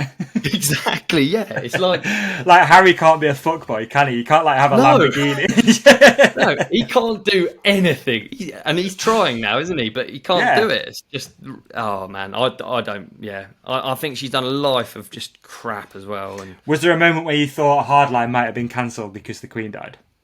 God, imagine. Was there a moment? Imagine. Here's a big deal, though. Do you know what I do kind of think? Because they cancelled other sport. Yeah, elements of the royal family are obviously very strange, but there is a part of me that thinks I live with electricity, lights. I live in one of the smallest percentages of the world, one of the luckiest. I just got born into this body in this country, right? And this country has roads. It has a democratic political system. It has electricity, heating, all of this, and that has been a given to me. I'm a spoilt brat, and the royal family for me is like an icon of Britain being successful. There's no reason this shitty island is successful. It's rainy. There's no oil. There's no. Yeah. It's because of people before us going out there and getting it done. And there's so many bad things. You mean? I mean, that's kind of what we discovered when we went through the lineage of the royal family. Is there's so many bad things. Yes, there's so many bad things, but you can't change the past, and you can't just line them up and shoot them. And and generationally, we're separated from. Like, what did your great grandpa do? What did he do? I don't know what mine did. I have no idea. Yeah. What did your great grandpa do? They could have been. They could have been like. They could have been slave drivers. They could have been. He definitely weren't an influencer, that's for sure, or anything silly like that. He actually had a real job. Exactly. I feel like that's almost what privilege is, and we're all privileged. Like, privilege isn't. I don't know. Privilege is like the opportunity to be able to be a jazz trumpeter. It's not that being a jazz trumpeter is easy. It's that there is a job that is a jazz trumpeter. That's privilege in itself. It's a possibility. How many places in the world? There's more places in the world where you can't be a jazz trumpeter than there are where you can be. There's people at jazz trumpeters. I'm a fucking bike rider, dude. It's ridiculous. Dude, it's crazy. All of that is because of people in the past. and whether they did it in the right or the wrong way, you can't change that. And for me, so you're saying, sorry to interrupt you. No, not at all. Are you saying you wouldn't be a bike ride if it wasn't for the royal family? Do you think they had a part to play in giving you the privilege to do that? So it's not the royal family; it's the periods of time before us. So it's the success. It's the success that the British nation has. No, but it is in a way. But it's also just the fact that. Okay, so I hear where you're coming from, but we live in a country that has been governed by the royal family many, many years, moons ago. I appreciate they don't have the influence that they had back then, but yeah, for us to get this step up the ladder and get out of the gate first, we were governed by a royal family. What is a royal family? Bunch of rich people, yes, but they did. Bunch of rich people that made a load of money and made our tiny little island successful. You know what I mean? We're all just stood on the shoulders of people. So that's just my view. I don't know. I see it more. Yeah. I feel like times are changing though. Like I feel they like are. There's no way it can. They happen are, aren't again. they? I think this change now with the monarchy thing is a big. It's a big flipping in. And I think you can tell out there. I mean, obviously with what you just see on and I don't want to be that guy that's fucking I definitely respect anyone who's died and obviously all that sort of stuff. Just to clarify, but what's coming at you from the mainstream media is what I don't like, which is like you will be sad. I hate that. Like why did the news have to go to like black suits, black background? I appreciate it's a little bit of a respect thing, but why does the music all have to be sad? Why? But this is a 96-year-old woman who's lived a life of privilege. We should be celebrating that. We should be like, let's. I don't know if it's privilege. I'm telling you, the Queen. I don't think that's a privilege. I don't. Do you think if she had the option, she wouldn't do it? Do you think that? Who knows? Yes. Really? Yes. She wasn't meant to do it. She wasn't meant to even do it, and she knew at that time I will do it until I die. Yeah. Like even people in the royal family don't consider it a privilege. It's an honour, not it's not something that you necessarily want. You're just born into that family, aren't you? It could be like, hey Charles, okay. Maybe not now because he's getting older, but it'd be like, right, you can either be king or you got to go work at Aldi. Which one's he going with? You think he's not sick of fucking having people sweep up for him? If he could go and work at Aldi, don't look like honestly, it from that clip going around where he's being horrible to that person who doesn't move the pen quick enough. Have you seen it? Yeah, but if he could change that around and go and work at Aldi and be anonymous, there's no way you can live that life and not feel it. Oh, I had a good point actually. Here we go. This is a good one. So when growing up, I was always like, when people's dads did something that they could take over from. So when their dad had a family business, I remember I had a few friends, like maybe their dad was a roofer or he had this business. To me, I was just like, oh, that's so cool because you can just like take over your dad's business. It's like tick off the list. You don't have to think about, should I be a helicopter pilot? Should I be again, so privileged. He's going straight to fucking helicopter pilot. But those are the things that go through my mind. That like, am I doing the right thing? What am I meant to do? When I was growing up, I was like, what should I do? Do you remember that panic when you're younger? Definitely. Yeah. And so people that had a clear path, I was just like, that's so cool. You can take over the family thatching business. Brilliant. And you speak to them about it and they're like, I don't want to be a fucking thatcher. And that is why I think if you're in the royal family, you wouldn't touch leadership with a shitty stick. In general, I think you've got to be a different type of person to. I don't know. It's just. It's good. I've never thought about it like that.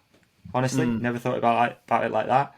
I'm not sure if it's. Yeah, I don't know if you can draw a comparison between thatching and being the king of England. I don't know. But you're right. I do understand what you're saying in terms of property. I just think it's changing. Like people are starting to question things a little bit more and be like, well, what are they doing? And especially certain things that have happened. Like, there's certain things, dude, that are just unfair against us as a population. Like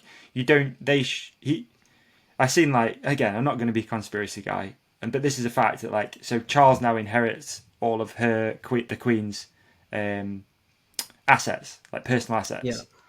But he doesn't have to pay inheritance tax because he's in the royal family.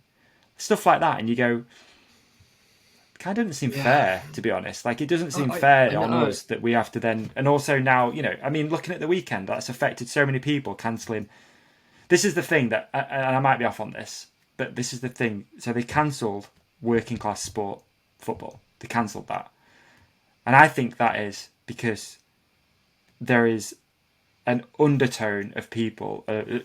undertone? There's a lot of people who don't respect the royal family. And that I think that they thought that they're trying to keep up this appearance at the moment that everyone in the UK is sad. Everyone's like, you know, oh, we're really sad about the Queen, blah, blah, blah, blah. And if they had football matches on and they played the royal anthem, people would boo.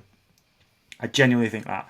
I think that's why they cancelled them. Because, I might be off, they kept cricket and they kept horse racing. I would love to hear our...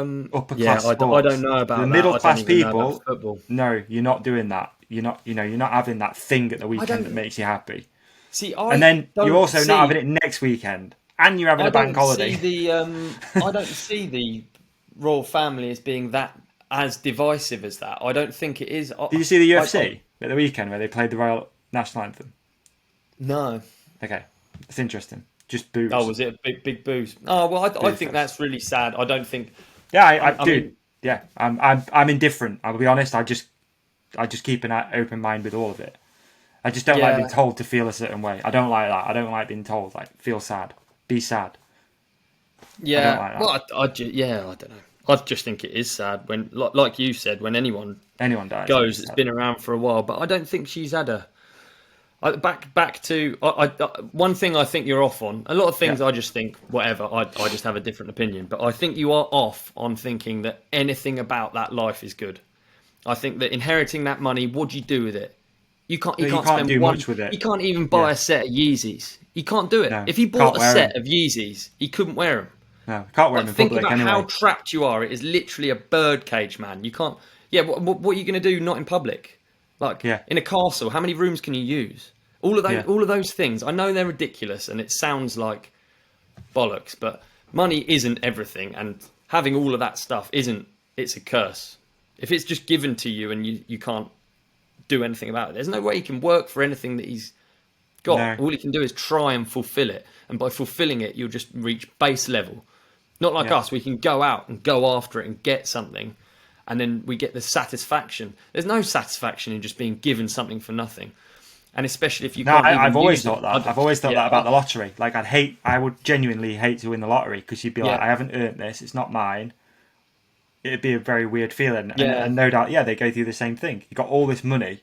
It's not even like when you say you literally own the money. So you don't have to want for anything. Like, where does that desire come from in life? Like, what motivates you to get up in the morning? You're right. I 100% agree with you. But that is also a privilege in a way. To me, that's what I think that's also a privilege in a way, because you're not having to go and dig holes, work at Aldi. You got someone, cooking for you, beautiful food probably every day, whatever you want. I don't know. Yeah, but then you're indifferent because you've always had it all your life. It must be a very strange... Dude, it's hard to even compute what that might feel like. And ultimately, it's so superficial. Like, to me, all of the experiences that mean anything in my life have required effort. And then like, there's been and freedom. Effort, freedom. We all know those people, right? That, like you said, have come from a wealthy background or something that usually doesn't end well, does it? Usually they go off the rails. They're lost. Around 18. Yeah. Do you know what right, so a funny thing that I encounter a lot is because I live in Surrey. It's a fancy place or whatever, or people know it's like expensive or whatever. But what that really means is that if you're not rich, then you're living next to people with loads of money, right? So therefore the gap is blindingly obvious. And like, I went to college where there's loads of people who are privately educated. They live completely different life, and you get to encounter people that really, really that they haven't lived the same thing, as the same existence as you. If you live in let's say you live in like a predominantly poor area, you get to see wealth on TV, let's say, but you never actually come like close to, so I've realised as I get older, everything that, like, so many things in life have this sort of like weird comparison thing. Comparison is not a good thing, but they have this weird, like, what school you went to, for instance. So I went to a rough school. So people ask you what school you went to. When you say you went to the school I went to, it's a bit like, oh, you know, it's in a nice place, yeah, but it's rough. It's not for the rich people. It's for the not rich people. And there's like less of the in between. It just becomes more separated. Whereas if you're all from the same, then the stuff becomes much. I don't know. I just feel like there's a vast difference, and it's really. I feel quite like I notice it. I've got loads. I notice that about myself. Yeah, you're surrounded by it as well all the time, aren't you? I think it's something that you always need to be mindful of as well. It's like, you know, what is motivating you? Are you just literally, because there's nothing worse than playing Keeping Up with the Kardashians or whatever it's called, Keeping Up with the Joneses. Like, all you're doing is trying to fulfill this void to have the thing that you think that you need, if that makes sense. Like, you know, I know, totally, and houses are a great example. I know, you know, for you needed the bigger house. You need that because you can't live in a 1-bedroom flat forever. But it's like a lot of people are on that hustle consistently, just trying to impress people on Instagram. This is actually what I was gonna. Right, okay. Can we circle back real quick? Yeah, let's. This is what I find really interesting about social media and what I wanted to talk about last week and at least mention, and that is the Instagram story and how weird that actually is. And I think it all ties in together because the Instagram story, you're putting that out, right? And I do it. I'm not immune to this at all. I've done it, and I do it. You put it out, and usually it's a highlight of something that you're doing. And you're putting that out to show people who aren't there with you. But what is the actual reason for doing it? Are you doing it to show off? Are you doing it to show off, to be like, look what I'm doing this. It's like, who are you trying to impress? Like, why can't you just do that stuff and do it without having to take a photo? Does that make sense? Yeah, definitely. I think the Instagram story is a real... And the Instagram story is almost like Keeping Up with the Joneses. It's like, look what I'm doing today. You know, you're always trying to show people that you're doing something interesting or exciting, or you're in the gym, or you're fucking riding your bike or whatever. And at some point, some of that's inspirational. People will see it and go, fuck, that's cool. Like, fuck, I want to have that house. I see that side of it. But for the most part, you have to always boil it down and be like, why have I put that out there to the world? Like, what am I trying to portray? Yeah. Same with anything. The car you drive, what is it? Are you doing it? Why are you doing it? Are you doing it just so people look at you when you drive past? Like, I know what you mean. And that's where, for me, you find that balance, isn't it? Like contentment of like, I'm content in the shitty car, the shitty van. Like, I'm content because I don't care about it anymore. Yeah, it's hard to get there. That's the thing.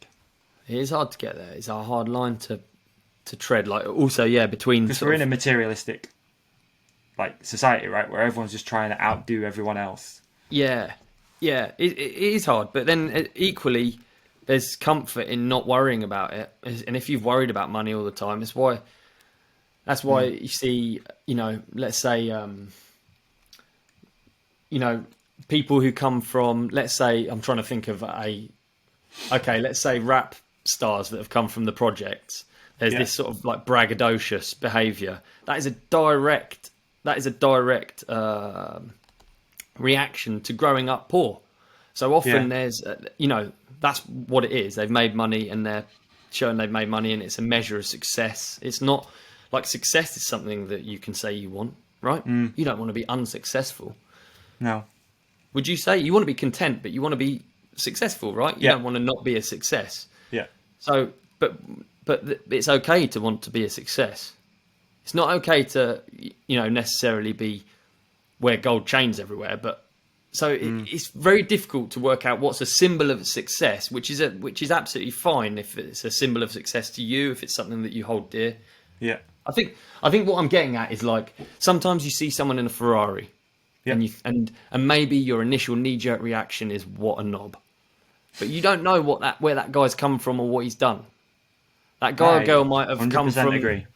They might have come from the very, very lowest. They might have been, you know, they might have fled their country, a war-torn country. They might have fled it, got here, hustled hard, made something of it, and bought something that they could only ever imagine before. And it completely changes. Your knee-jerk reaction is so far off. It's 100% off, isn't it? So I think it's a very difficult one to work out, really. It is. I think as long as you know that you're doing things for the right reason, you stay sucker free. Sucker free. It's true. Stay sucker free, dog. Interesting. I love that conversation. Always thinking about why you do stuff, and often I'll scroll through Instagram and I'll see stuff, and I'm like, why have you posted a new pair of trainers? Like, who are you? Yeah. What is it for? Yeah, that's weird, isn't it? Unboxing. Yeah, what is it for? Who's it for? Yeah. Who is it for? You're right. I mean, it's a fascinating social study, but one I'm not equipped to do because I'm too damn stupid. All right, let's have a look. I just opened the hotline. We've got a few things in here actually that have come through in the last week. Nice. First of all, I'm going to struggle to show you these, but I'm going to try and show you, and then we'll see if we can put them in. We had, I'm not too sure who the guy's name is, because it doesn't say, I've just got a phone number. You see, this is where I need to be careful, because I could end up showing a guy's phone number. Yeah, true, yeah. So, what I'm going to do is I'm going to send it to you. And this is confusing, because someone else... Have you got your WhatsApp there? Yeah. Alright, there you go. So I just sent you that through. So this is a guy who stayed. You haven't got the text, so apologies, folks. We'll figure out the hotline. It's going to be way easier to do this when we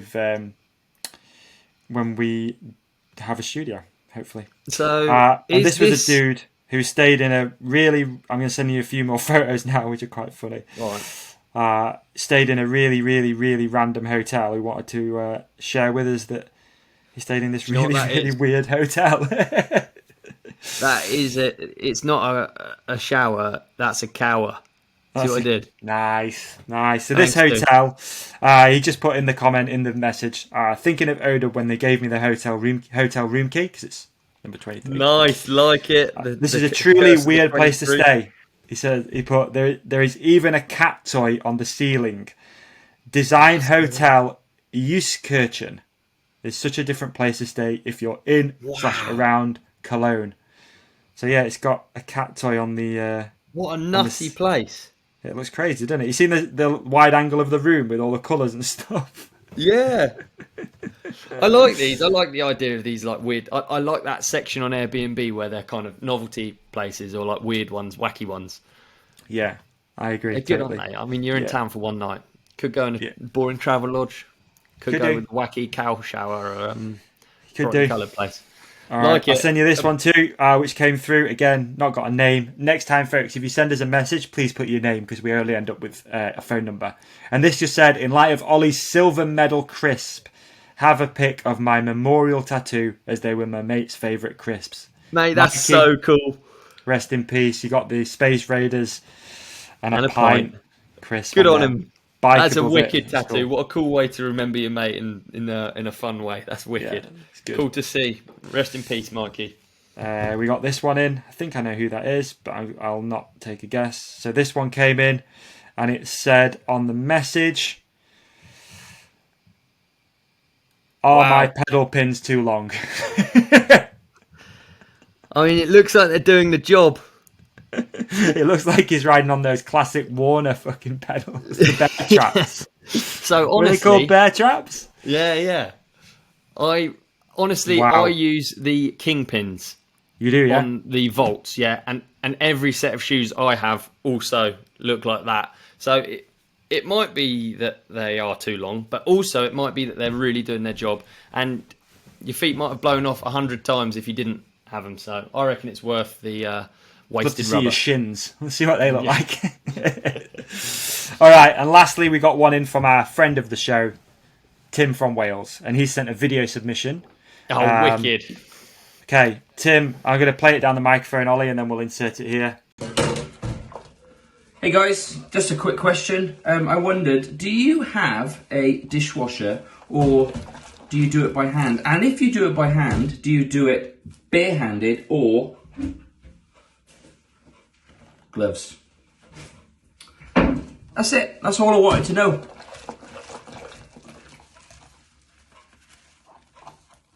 Tim's the man. What a character. Tim is the lad. I love this. Tell me, Southerner doesn't have a dishwasher. I guarantee you've got a dishwasher. Yeah, I've got a dishwasher in the flat. Yeah, I'm even thinking with the renovation program. I'm even thinking an extra £300, getting 2 dishwashers. so that you can have one clean and one dirty. Just I remember that. Who was it who mentioned no that? shelves. That's Warner. Ago? That's Warner. Yeah. Warner. Yeah, I like a dishwasher because I think my time is valuable, and as much as there's something good about doing the dishes by hand, and you still do have to, even if you have a dishwasher, you still have to do pans and pots and stuff like that. I do really appreciate my time. Time is money, and I don't want to be washing dishes. And I don't believe that there's that much in it either. You end up either you've got a bucket full of like all beans and that mixed with water. Yeah. And you're sort of cleaning plates off and you're not really convinced they're that clean, but you're just, that'll do. Passing them on to... Yeah. So clean the rest off. Yeah, exactly. I'm into the dishwasher. Dishwasher in eco mode, I'm into. How about you, Davey? No dishwasher in stock at the house, but I am a bit of a fan of washing pots, which is weird, but it's my little quiet place. I'll often put headphones on, maybe a podcast or some Moose Knuckle Shuffle, and I'll just crack on. Doing the dishes. Like, I don't mind it. I'd love a dishwasher though. It's kind of like a life's goal. There's a few life goals. You know, there's a balcony. I really want a balcony. Yeah. On a house, and a dishwasher is probably. Yeah. You know, aim for the stars, dude. Do you know what I mean? The balcony and a dishwasher, but I don't mind it. You know, I do struggle with getting wrinkly hands. I don't like that feeling. So I don't go with gloves because. Bit weird, isn't it? If you're wearing gloves to wash pots, get your hands in. But yeah, I do, and I'm pretty good at sort of like it's almost waffle stomping, but it's more with your thumb, and I can get stuff down a plug hole, you know, like food, beans, rice. You waffle stomp it down there, do you? Yeah. I can really get that down a plug hole, dude, and then I'll pour the kettle down it with some washing up liquid and just think it's all sorted. So yeah, there you go. There you go. So I need to clarify my dishwasher, right? So I did the kitchen in the flat, and I ripped out a kitchen out of someone else's house, and there was a dishwasher. So my dishwasher was actually free, and all you need is a cold feed and electricity. I don't even think you need hot feed, so it's a very easy thing to install, and you can get them for very cheap. Well, that's pretty good. And that was all I had to say. All right, let's get into some more. Please, again, folks, just a little plug for it. We've got the TRC hotline. There is a number below. We also got, actually, the first thing I saw when I opened it up was this. It said, my name is Nikki, 21 years old, 160 centimetres, 46 kilogram with natural 34 double D breasts. I will give you a very sexy service, including full body massage. I am ready to treat you how you should treat a man. I love spending quality time with gentlemen. I put all my attention on my clients, never in a hurry. There are other ladies too if you want to contact me. So there you go. And is that honestly an actual one, or is that one of our listeners having a laugh? No, that's honestly a... What I've noticed is, so the TRC hotline is set up as a business WhatsApp account. Okay. And you just get random shit come through, like adverts all the time. I didn't know this was a thing. It's crazy, isn't it? Yeah. Hang on. I wonder who's selling that information then, whether it's WhatsApp or what it is, you know? Dude, we just got live update. We just got another video message through. Should we do it live? One second ago. Edit it out. Yeah, we'll see what it is. It looks like it's promising. So here we go. Don't know who it came from. It's only 4 seconds long. Ready? Ready. This is what it looks like. Oh, no number. All right, it was drastically disappointing. It was just a dude at Hardline. Hey, it's good to. I tell you what, it's good to see we got people on the ground. Keep them coming. Keep them coming. Again. Wow. This is fun, eh? There's a number in the show description, folks. Save it in your phone, the Ride Companion. If you see something funny on Instagram, whatever, send it to the TRC WhatsApp. We can pick it up. And moving forward, we'll have a way more systematic way of showing these on a screen. And it's going to be hilarious. Yeah, look forward to it, especially with my current renovation project. I'd love to hear your renovation horror stories, perhaps. Maybe some videos. Maybe some... just anything, dude. We love hearing from you. We love hearing from you. Yeah, nice one. Okay, couple of listener questions. At Hinsley32, Olly, if one of your sponsors couldn't support you next year, how do you pick a brand to replace them? Oh, that's a really good question, isn't it? It's a really good question.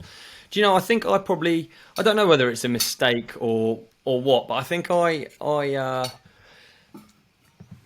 really, with anything in life, I really go on not only the product, it's the people that you work with. So when it's like a bike company that has all people that actually ride and stuff, I'm instantly drawn to it, and I'm so lucky to have loads of sponsors like that.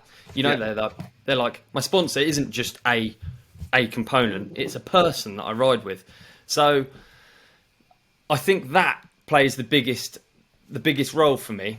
The product is very important, but with good people, you always get good product. And so yeah, I think also I'm quite bad at like approaching brands. I often wait to be approached, a bit of a wallflower, you know. Same as my career as a single person, you know. I just sort of stand at the edge, looking cute, fluttering my eyelids a bit.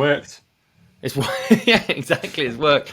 But yeah, that's a really good question. I think my nightmare would be to represent brands that aren't good and don't have a story and don't do good work. Have you done it?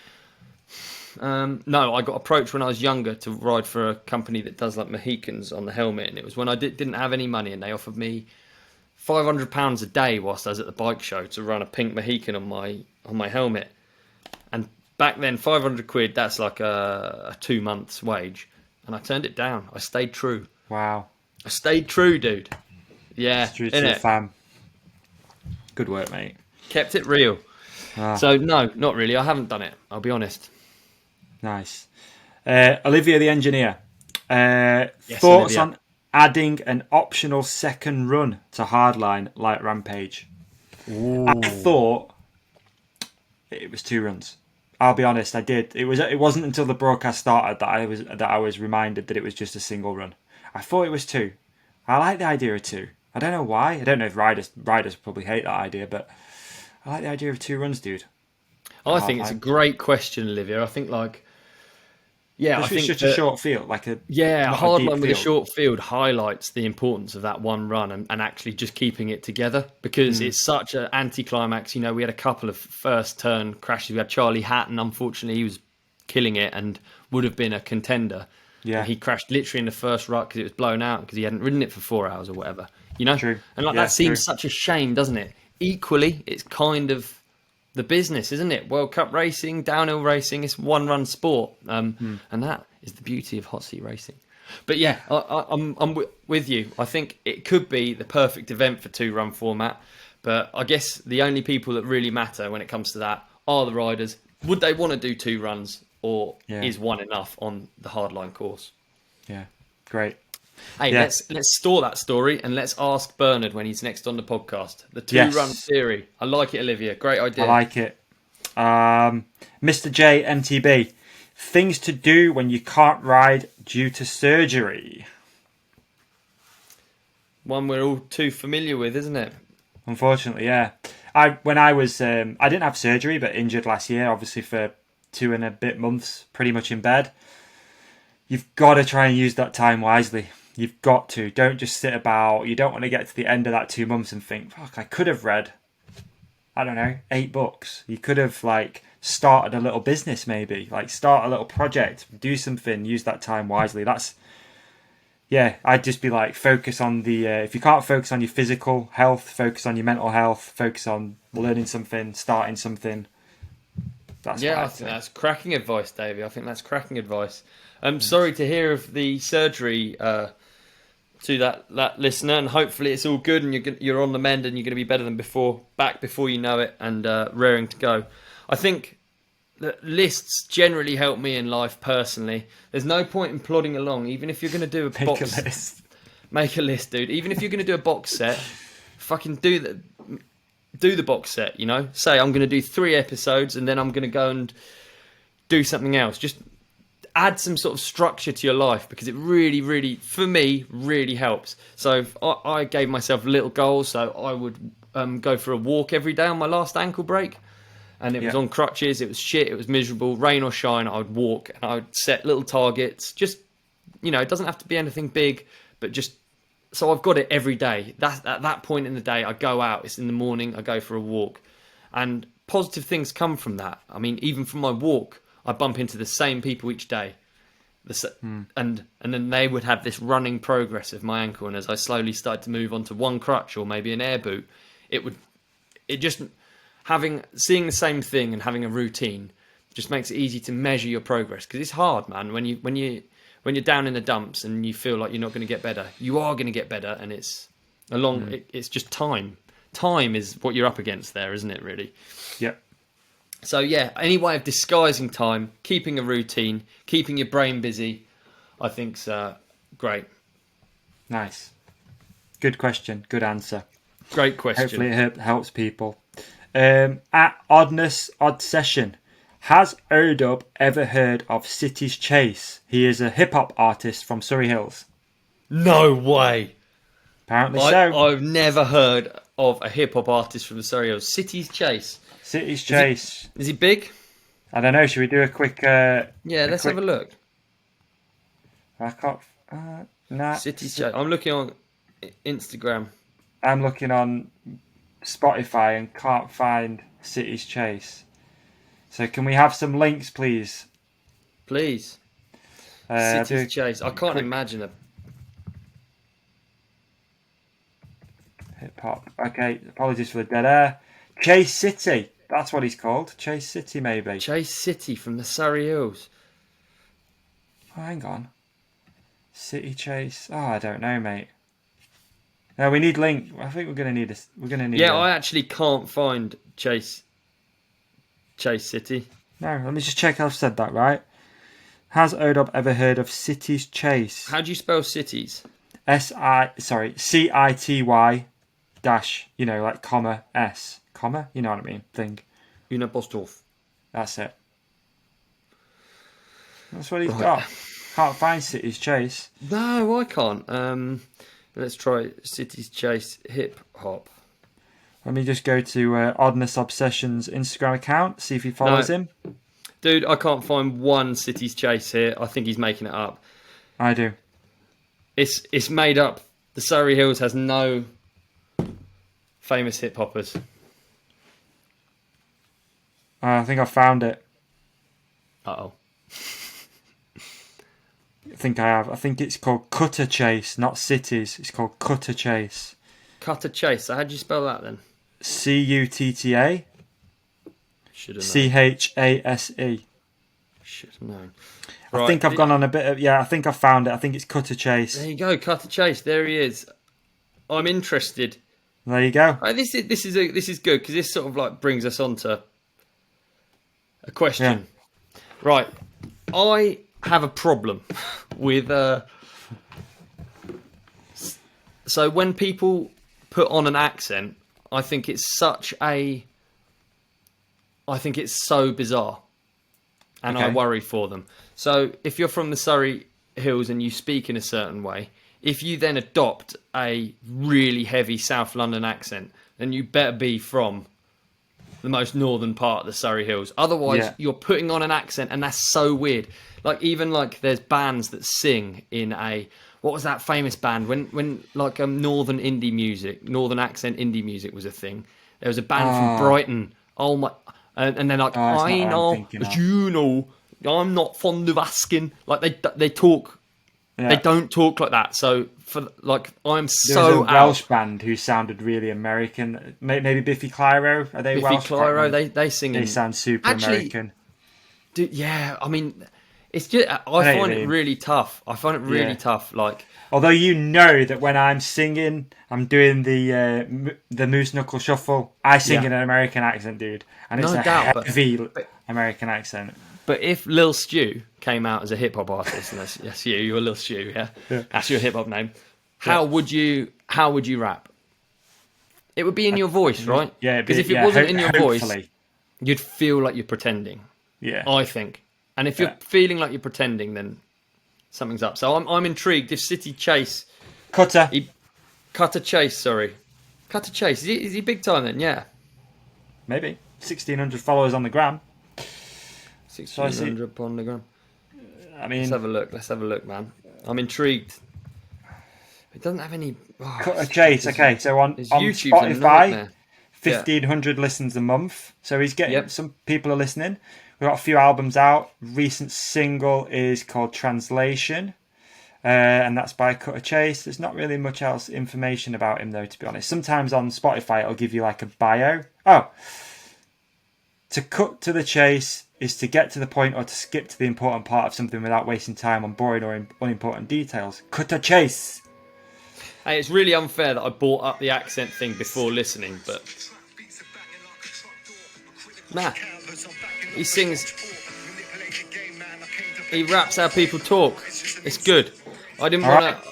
I just brought it up because it was like on my mind. I'm going to check out Cutter Chase. Nice one. Thanks for that submission. Coffee and C, biggest track. Coffee, C, Kofi and C. And one, yeah, we'll check it out. I'm going to check it out. Nice. I like hip hop.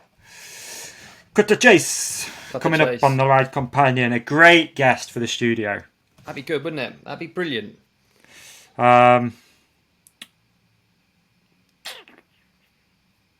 Okay, what else we got? When are we going to see your episode of Helicopter ER? Okay. Oh, yeah. It's actually coming up. It's coming up. I exchanged messages with the producer just the other day after someone else asked me this. So thank you, everyone, for the love, and looking forward to seeing me ride down the street in a full-faced helmet. I can't wait. It is airing on Tuesday, the 1st of November at 9 p.m. on the Really channel. Now, I don't have a TV, so if anyone wants to host a watch party where I'm actually going to come and watch it at your house, then feel free. Can't you watch it on your laptop? Yeah, maybe. I'm sure you can get that iPlayer or whatever. Really? I don't know. Maybe. Who knows? God knows. I can't wait to see it. It'd be good. Yep. Okay, that's all the other questions, dude, are pretty much about the Queen or about Hardline. So we've covered. I think we've covered all that of them from all angles. Yeah. And also we've done a nice long episode here, dude. It's been good to be back. We have, actually. We're back in the routine. We're back in the swing of things. We're putting out episodes. Yeah. And I enjoy my Mondays talking to you, dude, and talking to your companionship. Too. Fantastic. Appreciate you. Likewise, dude. Big up everyone listening. Thanks for joining us, and thanks for all your submissions. Yep. I also just got to do a quick shout out because I said I would for these guys because they're nice. I hope that's okay, Olly. Of course. So just a really, really, really, really quick shout out. There is an event that I went to last year called Blue Earth Summit. Yep, I remember. And it's like a sustainability thing. I can't go this year, but if anyone does want to go, then you can check the dates, blueearthsummit.co.uk. That's if in you Bristol, use the code, it's in Bristol. It's in Bristol. If you use the code STEPT2210, you'll get 10% off. So I had a good chat with the guy who's organising it. Told him I couldn't go, and he was like, "Oh, here's a discount code. Feel free to put it out if anyone wants to go." Then, right, there you go. I can't make it. It was really good last year. If you want to learn about sustainability and business and all sorts of cool stuff, it's like a surf film festival and other bits and bobs. So. But yeah, thanks everyone. Also, quick shout out to the new mail shot. We've got a new mailing list. So we always do a weekly mail shot. It's got episode links. It's got other bits and bobs. It's usually sometimes got a weekly email from me, which is weird and boring and usually strange. So if you want to get that, go to theridecompanion.co.uk and you will find a link to subscribe to the new mailing list. No spam. Just links other to podcasts nice make things. you pay for it. The Patreon, they make you pay for it. Not the Ride Companion, dude. You just got to sign yourself up, and you get this sign up insight into Davy's brain every week. Yeah, usually. I think that's it, dude. Don't forget to use the hotline. Shoot us a message. It'd be lovely to hear from y'all. And that's the train going past. Noise. Peace and love. Yeah, peace and love. Thanks, everyone. Appreciate you.